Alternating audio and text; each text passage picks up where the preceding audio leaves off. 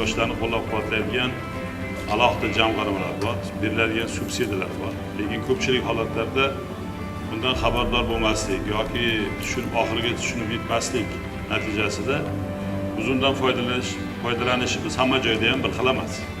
Albatta faol yoshlarimiz juda ham ko'p, lekin o'zi dasturdan kutilayotgan maqsad nima? Maqsad shuki, birinchi o'rinda har bir yosh o'zini hayotda tezroq o'rnini topsin.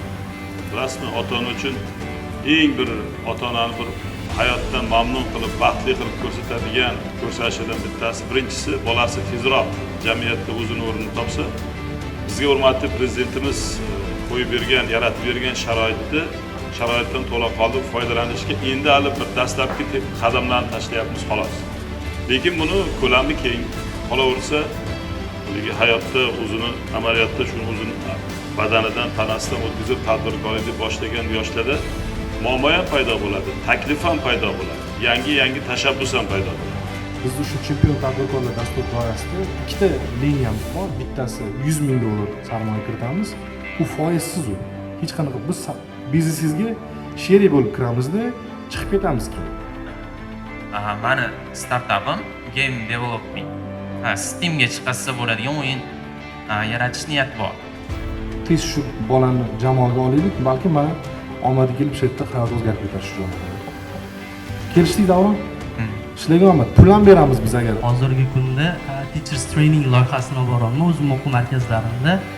Mani taklifim chekka joylarda, chekka hududlarda o'quv markazini yana faoliyatini kengaytirish.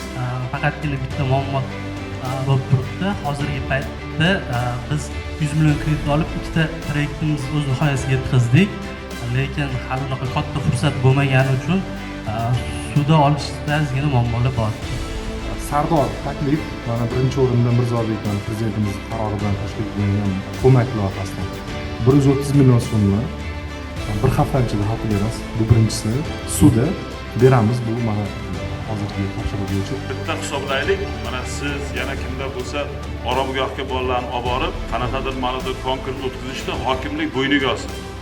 Siz aytdingiz, mana menda 200 ta bola bor ekan. 200 ta bolani oromgohga olib boramanda, ularni mana bu yo'nalishga tayyorlayman. Xuddi mana shuni agar nima bo'lsa, Alisher Zafayev Toshkent viloyat tajribasini qilaylik-da. Oromgohlardan qishda ham borsa bo'ladi-da. Hamma narsa bor. Shu sohani egalarini bir joyga yig'ish albatta natija beradi. Biz uni qoplab beraylik. Shunga taklif berasiz. 2009-yildan beri mebel sohasi bo'yicha ishlab kelaman. Shunga menga kromka apparat bilan 2 pulni arraga kredit kerak edi. Bu yigitni taklifi nimasi? O'sha binoga olib borib Aloqa bank rahbaringiz borib ko'rgan. Agentlik bilan birgalikda qilsak 20 ta 22 ta tadbirkor sig'adi-da. O'shaga o'rtacha hamma mebelchilarni showroomini qilib qo'ysa bo'ladi. Kim mebel olaman desa o'sha yerda borib ko'raversin. Mebelchilik zo'r soha.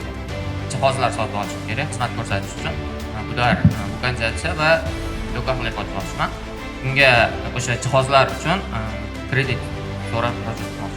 Yigitlar mahkam ushlash kerak edi, buni qilib berish kerak.